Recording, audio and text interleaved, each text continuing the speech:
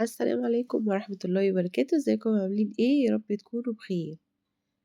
فيديو النهاردة هنعمل مع بعض بسكوت العيد، كل سنة وانتم طيبين. هنعمله بالمكنة مش بالقمع. بصوا شكل البسكوتية رهيبة، جميلة جدا، مظبوطة جدا، مش نافشة قوي اللي هو تضيع الرسمة بتاعتها.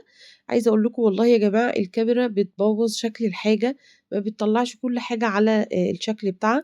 بصوا لما بقرب من الكاميرا الشكل عامل ازاي، والشكل التاني في الطبق عامل ازاي. طريقته رهيبة جدا. يلا بسرعة نشوف المكونات معانا ايه. معايا نص كيلو من الزبدة، والزبدة اللي انا مستعملاها دي النهاردة زبدة فرن، يعني مش زبدة نيوزيلندي ولا حاجة. تمام. بديل العجان زي ما اتفقنا المضرب الكهرباء العادي جدا ممكن تشتغلي بيه. وممكن كمان لو ما عندكيش مضرب كهرباء عادي جدا تستعملي المضرب اليدوي، وهيكون معاكي كويس مش وحش، وفي نفس الوقت بس هو الفكرة ان هياخد معاكي وقت اطول. تمام.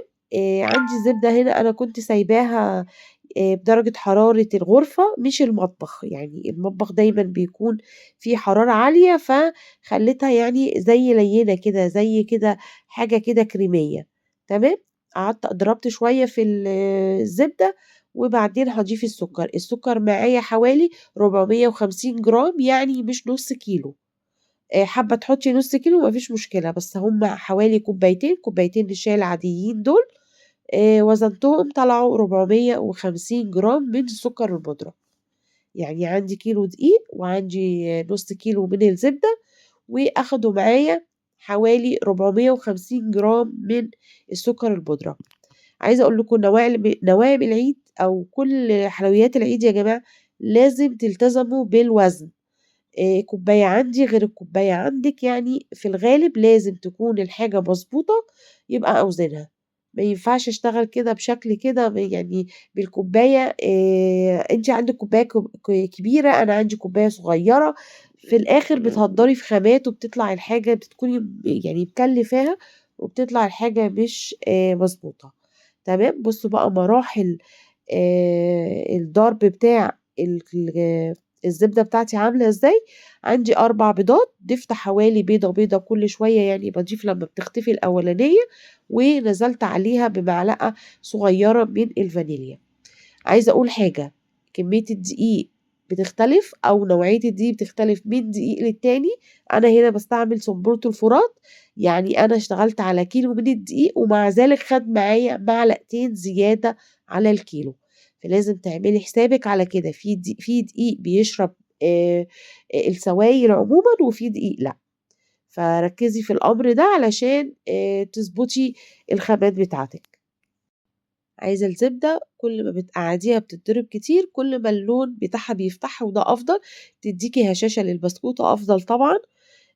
أنا هنا تقريبا خلاص بدأت الدنيا خلاص تتظبط معايا، وضفت الأربع بيضات دفعة واحدة، يعني مش دفعة واحدة، واحدة ورا التانية لحد ما اختفت تماما.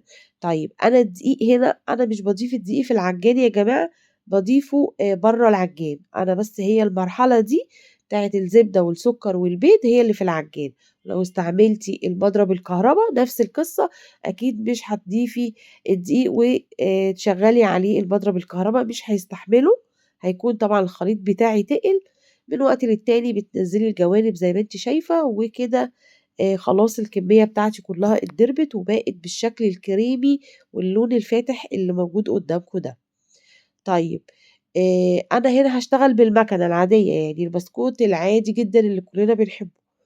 فبسكوت الكيس أو كيس الحلواني ده ليه مقادير تانية غير بسكوت المكنة. تمام. يعني دي بسكوت المكنة العجينة بتاعته بتكون كويسة مش بتلزق، لكن العكس في بسكوت اللي هو الكيس الحلواني. طيب أنا زي ما اتفقت وقلت لكم، أنا النهاردة هشتغل بالبيكنج باودر، مش هشتغل بالنشادر. أنا بصراحة مش من الناس اللي بتحب البسكوت اللي بالنشادر. فعندي ال2 كيلو من الدقيق اللي أنا هاستعملهم، 2 كيلو أخدوا حوالي معلقتين كبار مليانين من البيكنج باودر، يعني بمعدل باكو ونص من النوعية اللي هي تاج الملوك. تمام. ما تكتروش فيها علشان الرسمة بتاعة البسكوتة ما تختفيش منك. أنا باضيفه طبعًا زي ما أنتم شايفين الدقيق لازم يتنخل، نخلت الدقيق كويس، ونزلت عليه بمعلقتين كبار من البيكنج باودر ورشة بسيطة جدًا من الملح. وما فيش حاجة تاني هتتضاف، هاقلّب المكونات وأنا كده الكريمة أو الزبدة بقت كريمي معايا، هانزل أضيفها على الدقيق وهاشتغل بالإيد.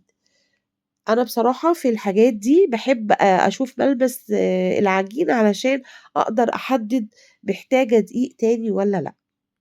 سامحوني إن أنا باتكلم كتير برغم إن أنا عندي دور برد شديد، بس والله صدقوني باقول لكم كل التريكات اللي بتكون اللي ممكن تواجهِك في أي طريقة بسكوت خصوصًا المكنة. أنا عاملاه بالشكل اللي أنتم شايفينه ده بمكنة عادية بالوش بتاعها بلاستيك، بس الوش عندي صغير مش كبير، وأنا بصراحة باحب حجم البسكوتة تكون بالشكل ده. شايفين أنا بالِم إزاي بالأصابع مش باعجن. بُصّوا أنا وريتكم بس، هنا ضِفت المعلقتين الدقيق اللي أنا قُلت لِك عليهم، اللي هو ممكن تحتاجيهم أو ممكن لأ، أنا احتجتهم هنا، يعني هنا الكمية كلّها حوالي كيلو من الدقيق، أنا عاملة 2 كيلو طبعًا، بس أنا باقول لِك الكمية اللي ممكن تواجهِك. يعني أنا مثلًا لو أنتِ اشتغلتِ على كيلو ممكن تضيفي معلقتين من الدقيق، أنا اشتغلت على 2 كيلو من الدقيق، فضِفت حوالي 4 معالق من الدقيق، تمام كده عشان بس ما نتوهش من بعض. لمّيت العجين، بُصّوا العجينة ما شاء الله ليّنة جدًا، في نفس الوقت مش بتلزق في الإيد. عندي بقى هنا المكنة ونشتغل بقى على طول. أنا هنا باحب يعني أقطّع القطع كبيرة وبالسكينة باساويها بعد كده وباقطّعها كلّها مستوى واحد. المكنة دي زي المكنة اليدوية العادية، بس أنا عندي المكنة هنا بالكهربا، بصراحة بتسعفني كتير وبتوفّر عليّا وقت رهيب يعني.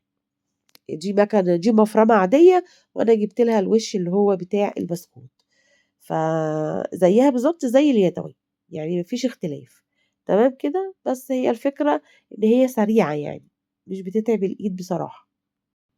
هنا باقطّع كل الكمية طويلة كده زي ما أنتم شايفين، وعايزة أورّيكم بقى هنا يعني منظر إزاي العجينة بتاعتي بتكون متماسكة، بُصّوا أنا باقطّعها إزاي، بتكون متماسكة يعني ممكن أشيلها عادي وأحرّكها من مكان للتاني، زي ما أنتم هتشوفوا دلوقتي في المقطع، بُصّوا قد إيه العجينة مضبوطة جدًا، العجينة بجد ما فيش فيها غلطة، يعني ما شاء الله اللهم بارك، بسكوتاية رهيبة.